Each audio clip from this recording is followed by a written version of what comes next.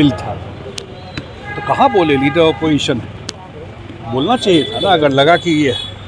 इसलिए उनके आने का क्या प्रभाव पड़ेगा तो आप जानते ही हैं, उनको नहीं लगता है कोई इसका इम्पैक्ट है, लेकिन बिहार में आया है तो बिहार तो वैसे ही ठीक है। लेकिन लगता नहीं राहुल गांधी 3 बार तीसरा दौरा कर रहे हैं और बार बार ये कर रहे हैं कि पलायन जो है रुक नहीं रहा है बिहार से, और बार बार सरकार संजय जी क्या राहुल गांधी पलायन जो है उसके तो इसमें जाना पड़ेगा ना। पलायन कब हुआ? जब यहाँ सरकार थी आरजेडी और कांग्रेस की, सारे यहाँ से डॉक्टर चले गए, सारे यहाँ से जो इंडस्ट्री के लोग थे चले गए, बड़ी संख्या में स्टूडेंट यहाँ से चले गए, तो बताएंगे ना पलायन कब हुआ। नीतीश कुमार जी तो बहुत सारा काम करके जो पलायन हो रहा था वो स्लो डाउन हुआ। अब रिवर्स माइग्रेशन भी धीरे धीरे होगा। अब जो काम शुरू हुआ है, अब इंडस्ट्री लगेगा यहाँ पर, लेकिन ये बताना चाहिए कि हिस्टोरिकली पलायन हुआ कब, किसने अन्याय किया बिहार के ऊपर।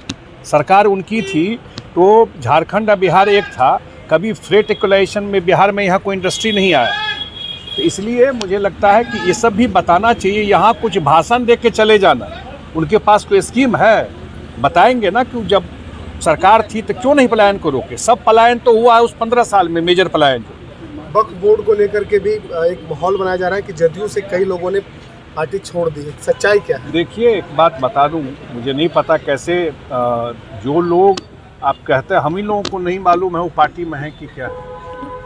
अब इसको इस तरह से प्ले करना चीज़ों को, तो मुझे नहीं लगता है सही है।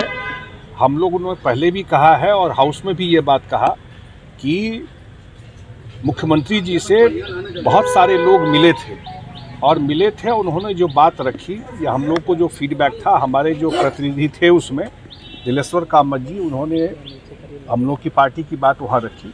उसमें से कुछ बातों को जेपीसी में क्यों गया, पहले ही पास हो जाता जेपीसी में, क्योंकि जदयू ने या हमारे मुख्यमंत्री ने कहा कि इनमें वाइडर कंसल्टेशन होना चाहिए, इसलिए जेपीसी में गया। हम लोगों ने बात रखी और उसको उस बात को एक्सेप्ट किया गया है। और जहाँ तक मुस्लिम समुदाय की बात है, 20 साल का ट्रैक रिकॉर्ड हमारे पार्टी